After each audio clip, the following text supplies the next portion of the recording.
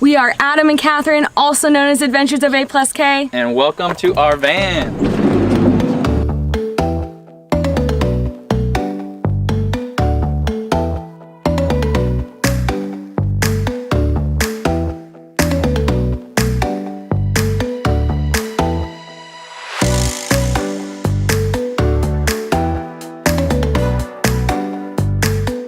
We are so excited to finally give you the grand tour of our Sprinter van named Brisket, but real quick, we wanted to share a few stats about our van. First of all, it's a 170 wheelbase 2019 Mercedes Sprinter.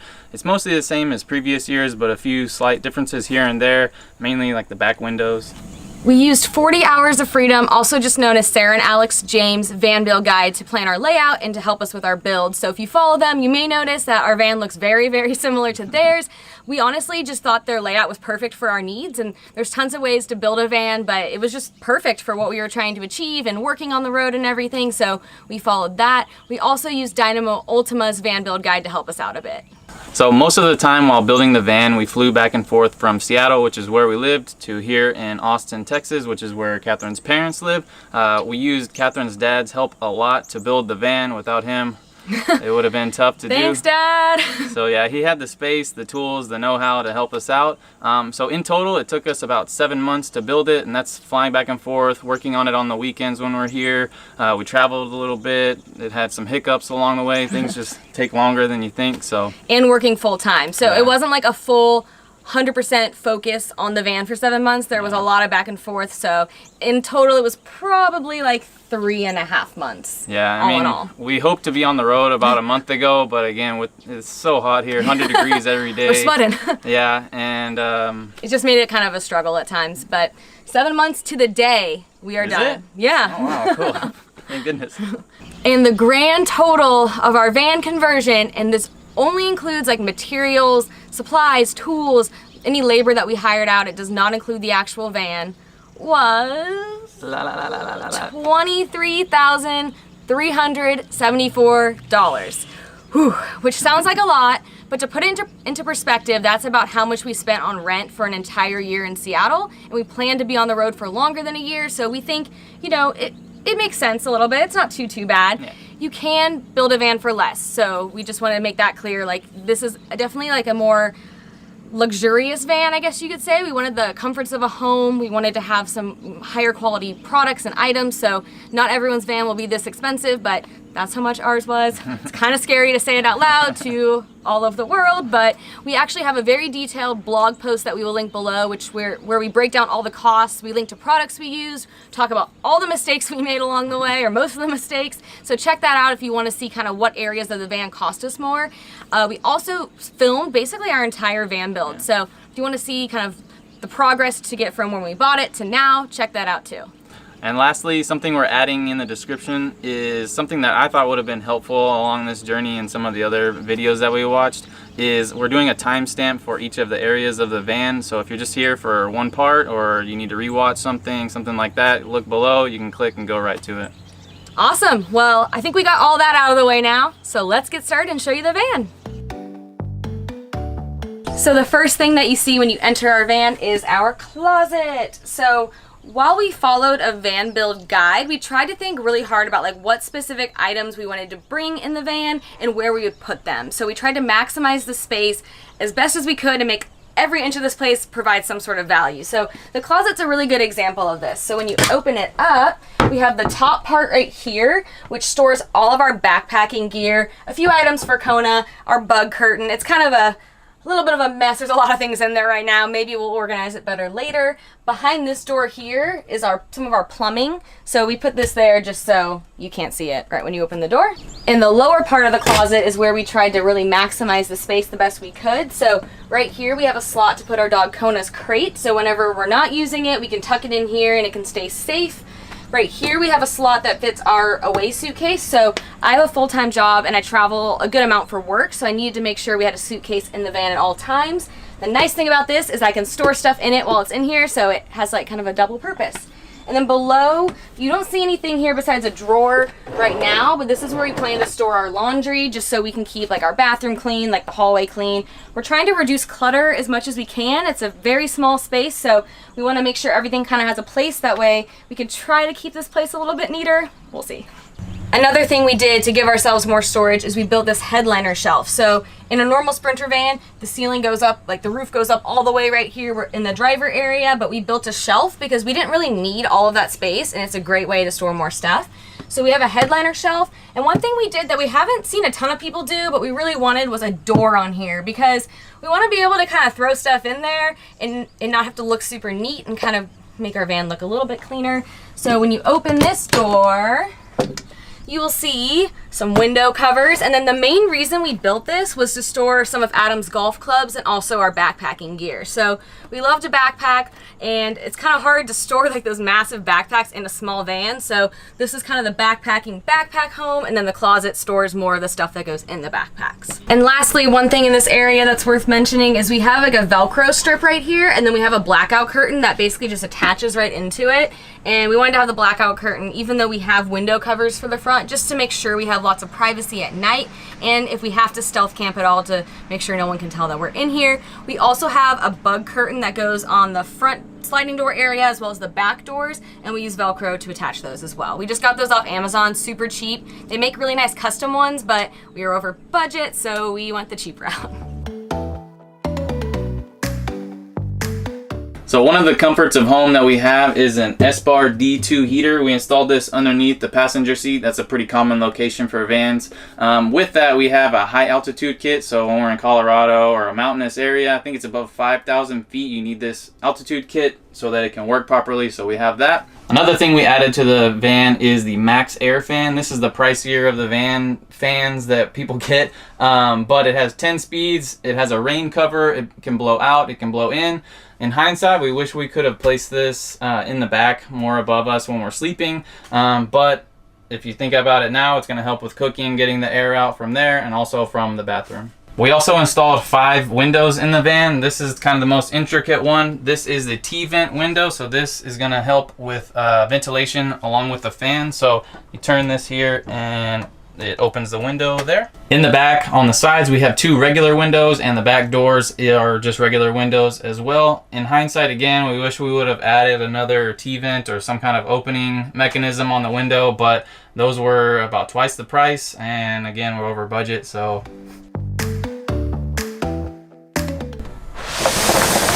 Welcome to the world's smallest bathroom.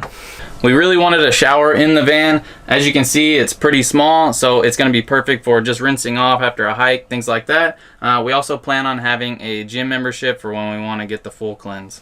The other necessary item we needed in the van is a toilet. So this is a Nature's Head composting toilet. The cool thing about this is your number 1 goes in this front tank here, and your number 2 goes in the bottom tank here. After you do your business, you turn this knob here and it kicks around the composting material that's in there. And every 3 weeks you need to change that out. We hear great things about this, and it keeps the smells down. As you can see, the toilet is a pretty large piece here, so it didn't really sit inside the shower pan very well. So we had this wood slat platform built for it, and it attaches right here. So when we need to change it out, we just unscrew that, pop it out, and pop it back in.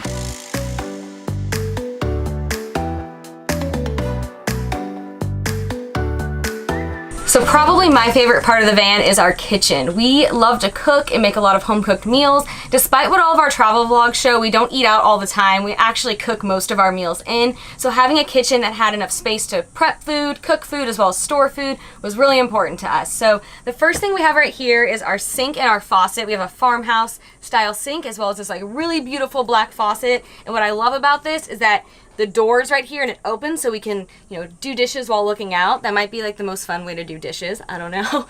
We also have a butcher block countertop, which we tried to keep the weight down on this van as much as possible, but we really liked butcher block, so we tried to sacrifice in some areas so we could have this. We also basically put a bunch of holes underneath the butcher block to take some of the weight out. We have this in another one of our van build vlogs, but hopefully that kind of lightened the weight of the butcher block a little bit.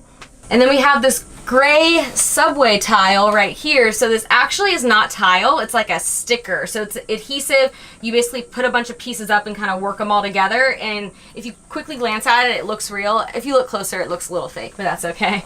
We also have some fake succulents here to just give it a nice little homey feel. I wanted to note that these do not stay on the van while we're driving, so don't worry, we're not gonna have like fake succulents flying everywhere. It's just for some nice decor right now. So we have a handful of different cabinet spaces, drawers in the kitchen area. The first one being these two doors underneath the sink. So when you open these up, we have our cleaning supplies on the right side, and then on the left side we have a pull-out trash can and recycling bin, which we're really excited about because we were able to fit such a big trash can in here, and when we're on the road and if we're in the middle of the woods, we don't know when we'll find a trash can, so being able to have enough space to put any trash that we have was really important to us. And it's also important that we can still recycle on the road, so we're really pumped about this. This is one of my most favorite things in the van. Adam was like cringing when I told him how much it cost, but it's just really neat and handy, and it fits so well in this cabinet. And then in this cabinet is where we're kind of storing all of our cooking supplies. So in this first drawer right here, we have some spices. We have like a little zoodle maker, our measuring cups. And then in this drawer, we have like our bowls, some like Ziplocs, some cutting boards. In this space right here, we have our plates. We have like our pour over for our coffee, some Tupperware, and then at the bottom is where we're storing our 2 induction stovetops. So as you may have noticed, we did not put like stovetops in the counter space, and that's just because we wanted to have as much counter space as possible. So sometimes we may need to use both stovetops if we're cooking boiling water and also cooking veggies. Other times we might just use one, so we wanted to have the flexibility to be able to put the stovetops on the counter whenever we need them, because some days we may not even need stovetops. So they do take a lot of power, so we're going to have to be really conscious of that, but the nice thing about the induction stovetops is they heat up really fast and they work super well. And then above our refrigerator we have our silverware drawer, which has obviously our silverware as well as some knives, some spoons, some spatulas, all that fun stuff. One thing we haven't mentioned yet is that we're using these latches to keep all of our doors from opening. So we have these latches that we'll link below, and they're working really great so far every time we've driven the van, where nothing's flying open, keeps everything nice and safe. We also have like a shelf liner in these drawers so things don't slide around as much. And probably the most important part of our kitchen is our refrigerator. So we have an isotherm refrigerator, and it's 4.6 cubic feet. And it's probably one of the largest fridges we could buy for this van. And that was important to us because, like we said, we like to cook a lot and we don't want to have to run to the grocery store every day, especially if we're kind of camping out somewhere more remote. So when you open it up, we have some spots for waters, lots of spots. So we have a lot of storage in here. We have a little freezer. We actually chose a fridge with the smallest freezer we could find because we don't tend to freeze much stuff, but we love it. We think it's going to store a lot of good stuff for us. So this is our nice dresser. It has 3 giant drawers. So this top drawer is mostly my clothes here. Second drawer is Catherine's drawer. Hers looks a little more organized than mine. And then this one's kind of a hodgepodge drawer. We have our vacuum, some of our shoes. These are our shower towels, and just some hodgepodge things. We also added butcher block to the top of the dresser just because it looks nice, and it's also another kitchen prep space here. So right here we have another beautiful fake succulent. Add a little homey flair. This is our Simply Safe. This is the alarm system for the van. It comes with a bunch of other pieces, so camera, so when we leave Kona in here at times running into the grocery store or something like that. It has a freeze sensor, which also includes a temperature sensor, so if it's too hot or too cold. There's a motion sensor, also a glass breaking sensor, and then comes with the keypad to control it all. It was really important for us to have some kind of security system in the van, so when we're out hiking in the grocery store, coffee shop, things like that, we can keep an eye on the van and know that it's safe. Above our dresser we have an upper cabinet here. Opens up, we got the latches on there. Got some toiletries. This is a random spot for it, but that's a backpacking lantern, toilet paper. Another random spot for our coffee grinder. And here's some of the Simply Safe stuff. And then this is also our WeBoost, which is a cell phone signal booster. So hopefully when we're out in the mountains, we can still get some signal if we need to work, be on the internet, things like that. One other thing to mention about the WeBoost is that we have 2 different hotspot options to connect to. So we have a AT&T unlimited data plan on our phones, and it's not technically unlimited. They do throttle it, but we do have an unlimited amount of data. It just may be slow at times. We also got a Verizon Jetpack because we hear Verizon's the best in more remote areas. So we have 2 different providers that we can connect to in the van for internet, so hopefully wherever we are we'll at least have one of them. Also, our Simply Safe has to always be connected to Wi-Fi, so it has basically cellular service in it, and I believe it's T-Mobile, but then we will also always have it connected to our Verizon hotspot, which will just stay in the van. So we needed that to make sure we can always run our cameras and check in on stuff when we're away. We do hear it will suck the data out of this really fast, so we'll probably be camping out of places with Wi-Fi or going to coffee shops to make sure we always have internet service. And then above the kitchen, we have another upper cabinet. This is our control panel for all of our electronics. So as you can see, we have these switches here. This is the cold water pump, hot water, our tank monitor, which is this thing right here. And then this lets out our gray water from under the van. This is the battery monitor, tells you how much voltage, percent of the batteries. This is the thermostat for the heater. And then moving on to the right, you have, these are way too many coffee filters, and then some other kitchen things. These are all the manuals for the electrical things. And then this is the solar charge controller that takes the solar energy from the panels on the roof and charges the batteries. And now for our office, dining room, and bedroom, all in one. So we chose the layout of not having a permanent bed for a couple of reasons. So one, we don't have bikes or anything, so we didn't need that garage space that most people put underneath their higher up bed. We also just liked how open it felt to have windows and like the headspace to kind of walk around the van. It just made it feel a little bit more spacious and bigger to us. Also, we both have full-time jobs, so I have a 100% remote full-time corporate job that I can work from anywhere, so I'm gonna work from the van. And then Adam has his own web design business, so we are both working at least 40 hours a week, and to save money at coffee shops, we thought it would make more sense to have a workspace in the van so we can work here all day long if we want to. And we have this pretty large table to work from. It's a huge table. Yeah, it's a pretty good sized table. So this will be our desk and also where we eat our meals. And the nice thing is it's on a Lagoon pedestal, so it can go back and forth and up and down, and so it's flexible, it moves around. We're not just like trapped in this space. And then at night, this turns into our bedroom. So it's really easy to convert from our daytime workspace to our bed. We just take the table off the Lagoon pedestal. The pedestal comes off the bracket there, and we keep it in the dresser here. And then we lower the table onto, there is a lip edge around the edge of the benches here. Lower it there. Then we fill in, there's an empty space here with this part here. And then we push in the cushions and they fit perfectly.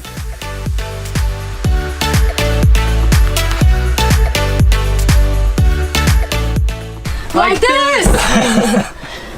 So our bed is in between a queen and a king in width, and it's like a little over 6 feet long. Which is perfect for me. I'm 6 foot and I have like an inch or two on each side. So it's a little bit bigger than our bed that we had in Seattle, which is great because Kona's kind of a bed hog, so we have more space for all 3 of us.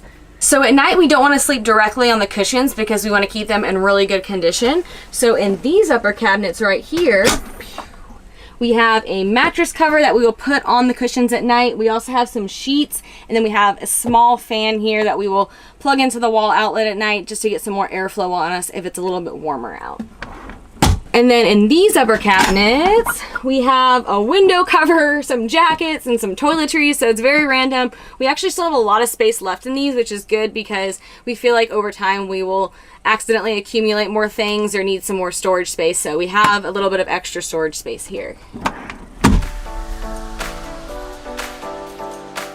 So for our electrical, we have a 3,000 watt inverter. We have 2 100 amp hour lithium batteries that are charged by our solar panels on the roof, which we'll cover in a bit.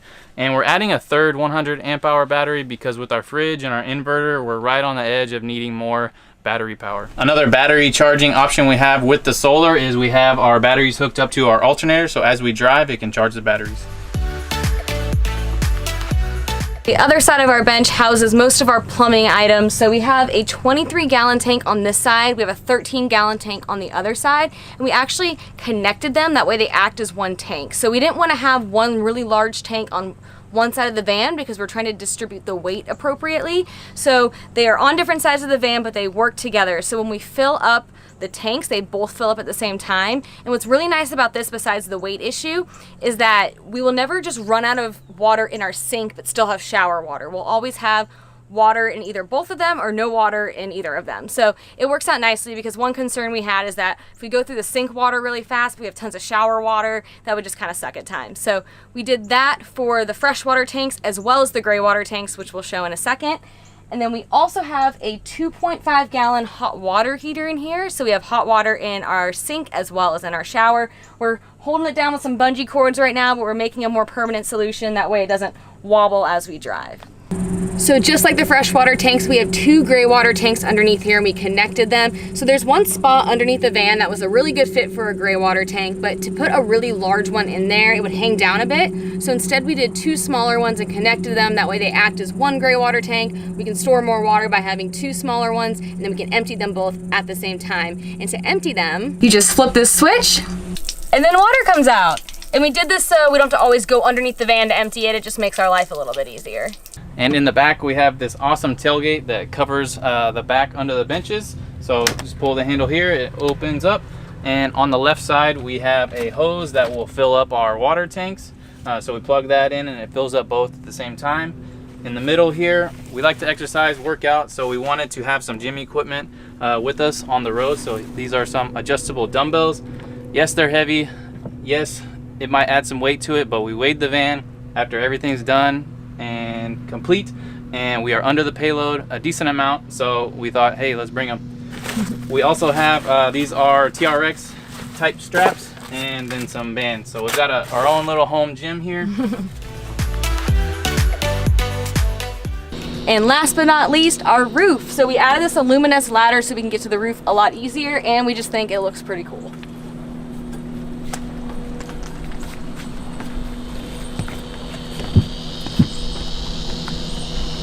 So on our roof, we have our 4 100-watt Renogy solar panels, as well as our fan, and then this is our Wii Boost. So we had a whole video about a lot of the items on the roof, so if you want to check that out, we will link to that below. But yeah, this is our little solar get up, and then I guess if we want to like go hang out and watch the stars, we can chill up here too. We have a little bit of space. We are so excited to finally embark on our journey, take off on our adventure, make many memories in the van. We really hoped you enjoyed the van tour. If you have any questions, you can write them below and we'll be sure to answer. We also linked most of the products that we used below, but if you want a breakdown of all the costs, go to our blog on our website. And a big thank you to everyone who encouraged and supported us along the way on the build. Yeah, as those who've been following for a while know, it's been a really hard journey, so we really appreciate everyone who sent us a lot of encouragement. We are so happy to finally be done. And real quick before we go, we wanted to set expectations of what you can expect from our channel moving forward now that the van's done. We've always considered ourselves travel vloggers, not van life vloggers. So we documented our build just so we can look back and maybe help someone along the way. And it's a big part of our story, but we do not plan to post a lot of van specific vlogs in the future. We plan to instead keep on sharing all of our travels, where we like to eat when we travel, coffee shops, things to do, all the stuff that we've been doing in like our Italy, Mexico City, Pacific Northwest videos. So for those of you who've been following for a while, don't worry, the taco, ice cream, coffee content is not going away. No. We will mention the van, of course, probably in every vlog in some way, because it's part of how we're traveling now, but we really want to share like the adventures and kind of mini travel guides to destinations, not just about the van. So we wanted to make that clear just so everyone knows what to expect moving forward, but we are pumped to hit the road. Excited. So excited. We cannot wait to share our van adventures in North America as well as our non-van adventures abroad. So we will see you on the road.